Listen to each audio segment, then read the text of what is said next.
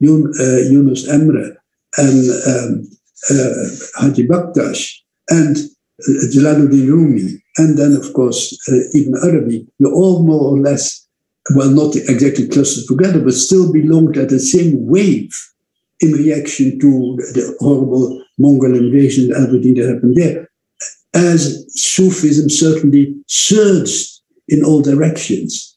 And how that, after that, of course, Sufism became organized in tariqat and so on, which had not been so much the case before. But how all this came together, that was a striking new element to me.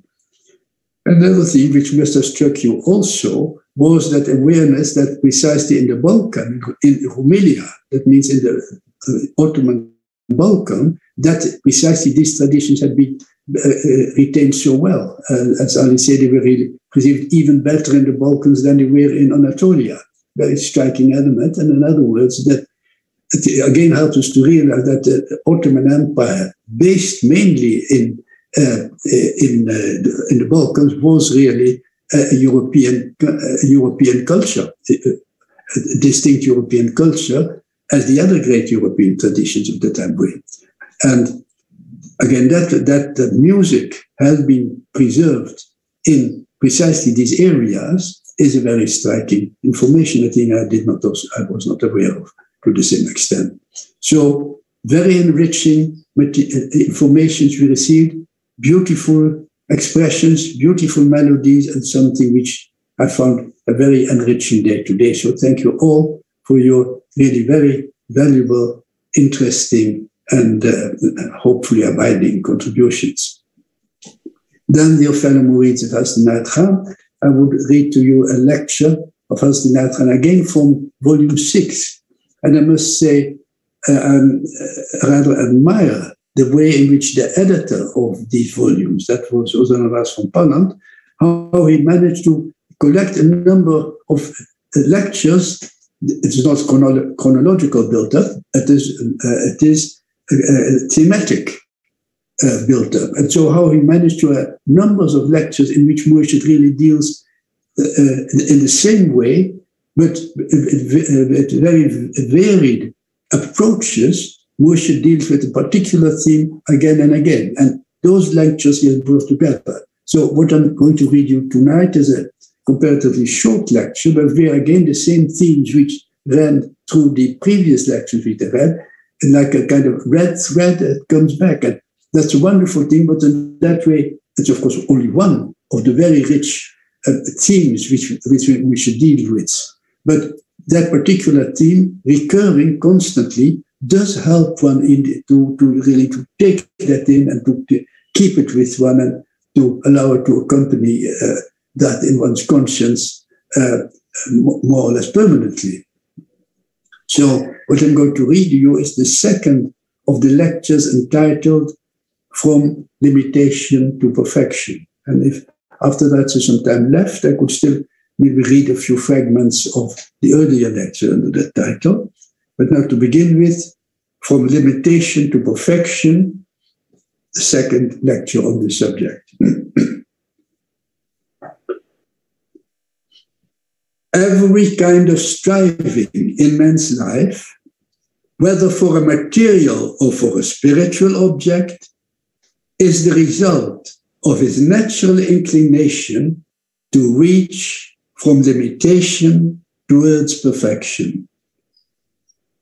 Whatever it may be, wealth or rank or name or comfort or pleasure, it is this limitation which keeps man discontented. Also, in all his learning, studying, practicing, acquiring, attaining, we see this same striving to go from limitation to perfection. The saying of the scriptures that God alone is rich and all others are poor can be seen in everyday life.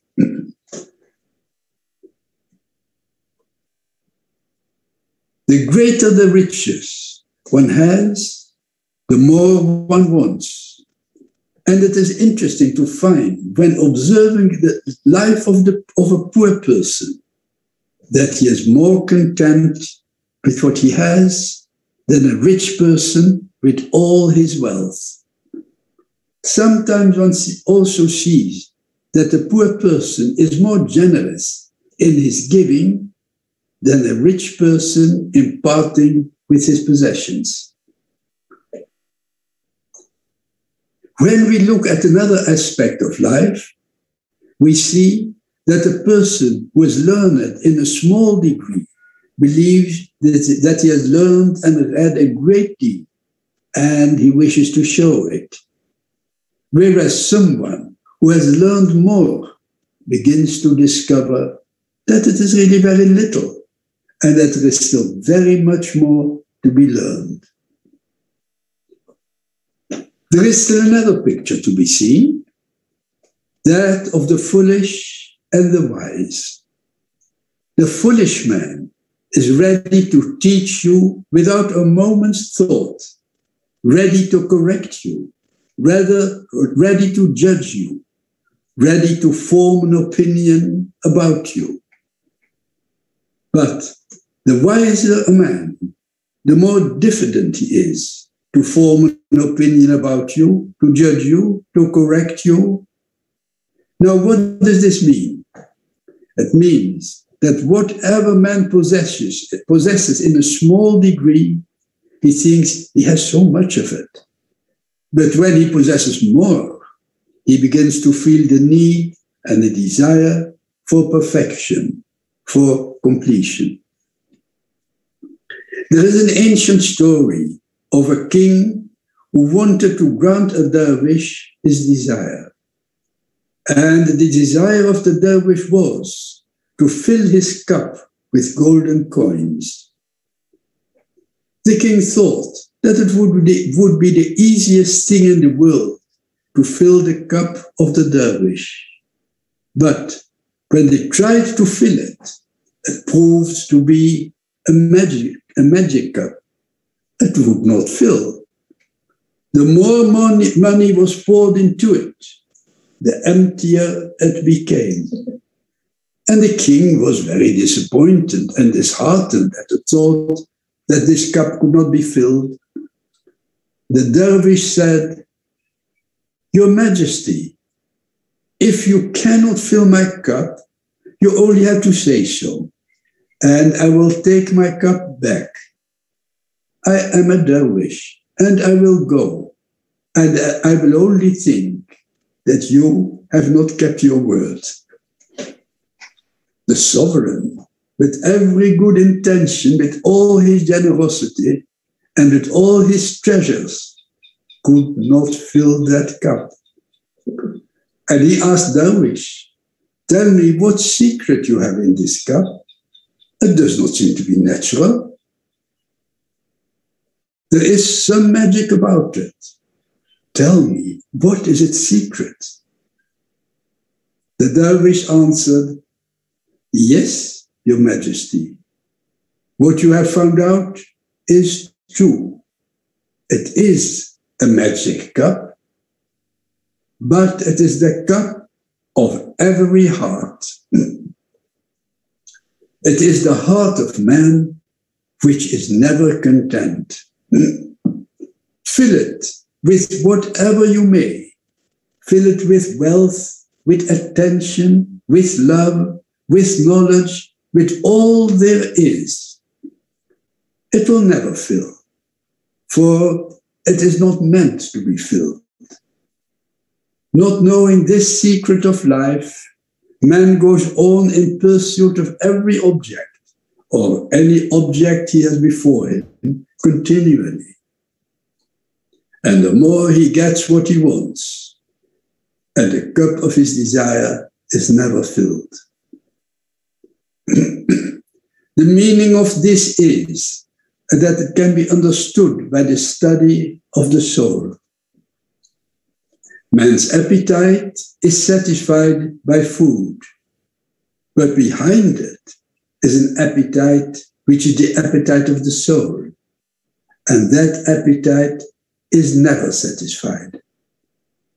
That appetite is at the back of all the different forms of hunger and of thirst. And since a man cannot trace that innermost appetite, he strives all through life to satisfy these outer appetites, which are satisfied and yet remain unsatisfied. If someone is making a study of objective things, things of the objective world, he may gain a great deal of knowledge about them, and yet there is never an end to it. The one who searches the secret of sound, the one who searches the mystery of light, the one who searches the mystery of science, they all search and search and search, and there is never an end to it, nor is there ever satisfaction. And the thoughtful person wonders if that satisfaction is to be found anywhere, the satisfaction which, so to speak, fulfills the promise of the soul. Indeed, there does exist a possibility for that satisfaction, and that possibility is to attain to the perfection which is not dependent on outside things, a perfection which belongs to one's own being. That satisfaction is not attained, it is discovered. It is in the discovery of this satisfaction that the purpose of life can be fulfilled. And now the question arises, how does one arrive at this perfection? Religion, philosophy, and mysticism will all help one, but it is the actual attainment of this knowledge that one will arrive at this satisfaction. It is by the actual attainment of this knowledge that one will arrive at this satisfaction. Life can be pictured as a line with two ends. One end of the line is limitation, the other end of the same line is perfection. As long as one is looking at the end, which is limitation, however good, virtuous, righteous, or pious one is, one has not touched what may be called perfection. Are there not many believers in religion, in a God?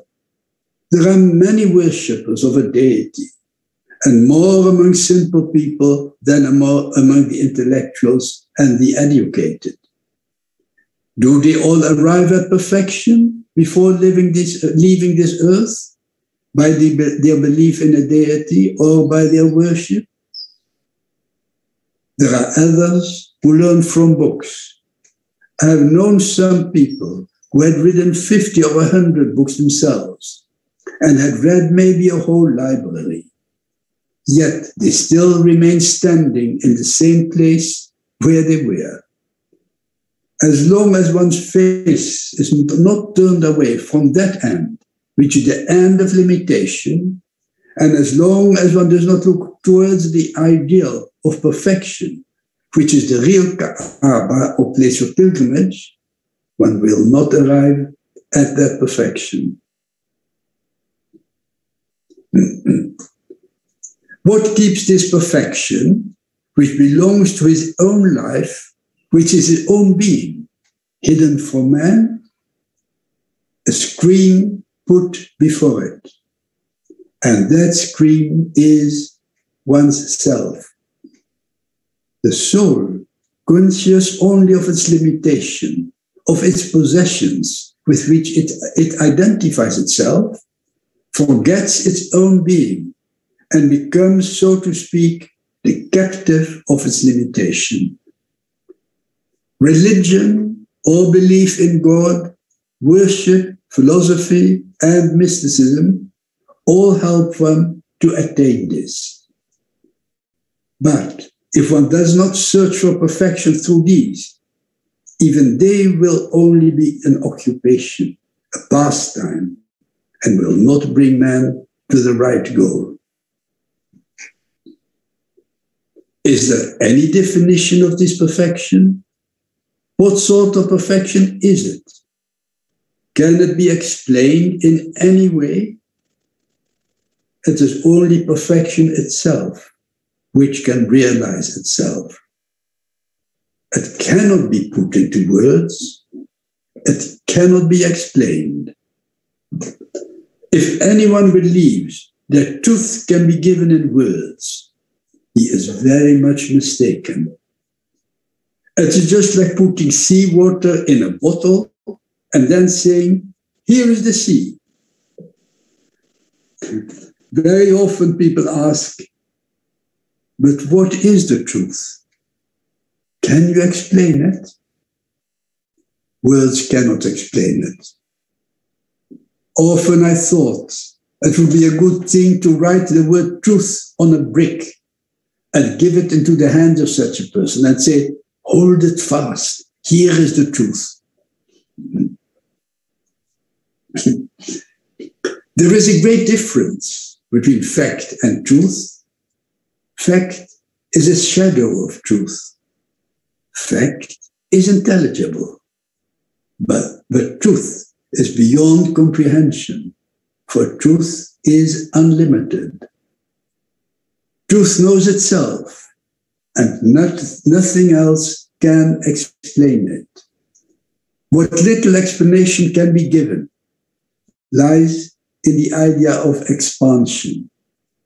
There's a man who toils all day in order to gain his livelihood, to give himself a little comfort or a little pleasure, and so life goes on. And there's another man who has a family, who has others to think about, who works for them. Sometimes he forgets his own pleasure and comfort for the comfort and pleasure of those who depend upon him. He hardly has time to think about his own comfort or about himself. His pleasure is the pleasure of those who depend upon him. His comfort is in their comfort. And there is still another man who tries to be useful to his town, to improve his condition, to help the education of the people of his town. He is engaged in this work, and very often he forgets himself in striving for the happiness of those for whom he is working. Then there are also those who live for their nation, who work for their nation, who give their whole life to it. They are only conscious of their nation. The consciousness of the latter is expanded. It becomes larger. There is very little difference in the size of man's frames, but there is a great difference in the expansion of man's consciousness. There is one man who seems as large as he actually is. There's another who seems as large as his family. Another who seems as large as his town. Another who seems as large as his nation. And so there are men who are as large as the world. There is a saying of a Hindustani poet, neither the sea nor the land can be compared with the heart of man.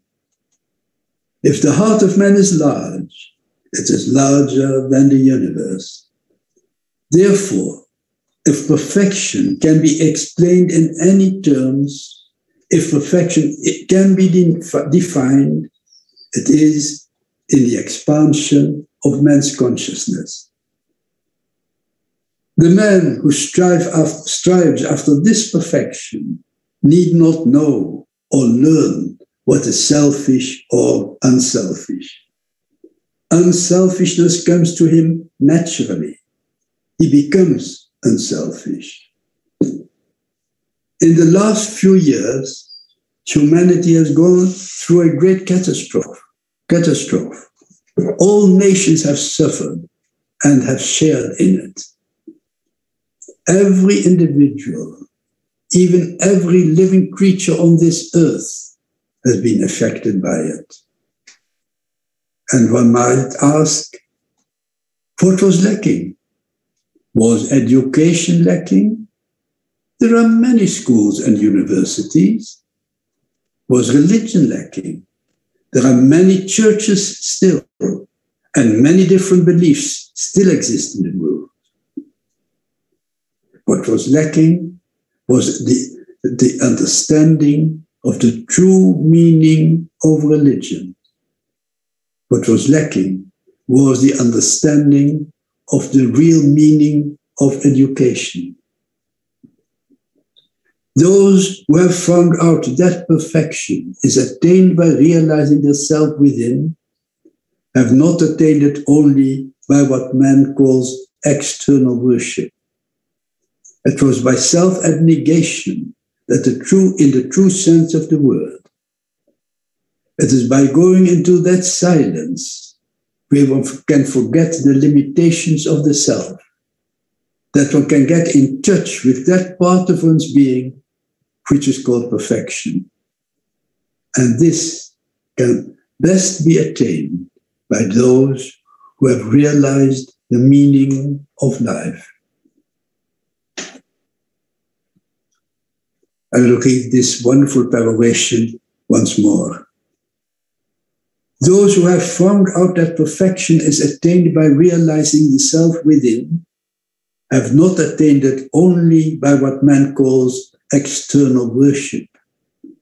It was by self-abnegation that in the true sense of the word. It is by going into that silence where one can forget the limitations of the self, and that one can get in touch with that part of one's being which is called perfection. And this can best be attained by those who have realized the meaning of life.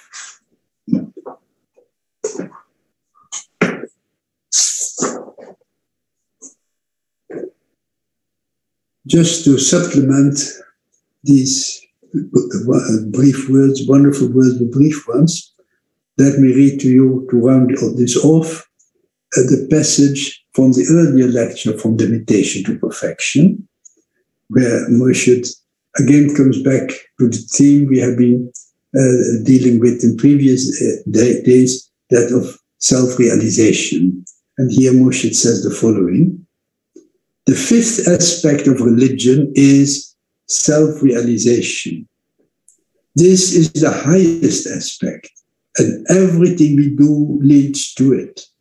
Prayers, concentration, good actions, good thoughts. And how is it gained? Some say we realize God by self-realization. But it is not so, for we can only realize self by the realization of God. Whenever one tries to realize the self when omitting God, one makes a mistake. It is very difficult for man to realize his true self, because the self he knows is the most limited self. The self to which he has awakened from the time of his birth, the self which has made within him a conception of himself, and it is most limited. However proud and conceited he may be, however good his idea of himself, yet in his innermost being, he knows his limitation, knows the smallness of his being. He may be a most successful general, or he may be a king, but he discovers his limitation when the time comes for him to lose his kingdom. And then he knows that he is not really a king. Earthly greatness does not make him great. If there is anything that can make him great, it is only the effacing of himself and the establishing of God instead. The one who wants to begin with self-realization may have many intellectual and philosophical principles, but he will get into a muddle and arrive nowhere. These are the wrong methods. Then there are people who say, I am God. This is insolence, stupidity. it is foolish to say such things. They insult the greatest ideal that the prophets and saviors of humanity have always respected. Such people can never reach spiritual perfection. In order to reach spiritual perfection, the first thing is to destroy this false self. First, this delusion must be destroyed. And this is done by the ways taught by the great teachers, ways of concentration and meditation, by the power of which one forgets oneself and removes one's consciousness from oneself. In other words, rises from one's limited being. In this way, a person effaces himself from his own consciousness and places God in his consciousness instead of his limited self. And it is in this way that he arrives at that perfection for which every soul is seeking.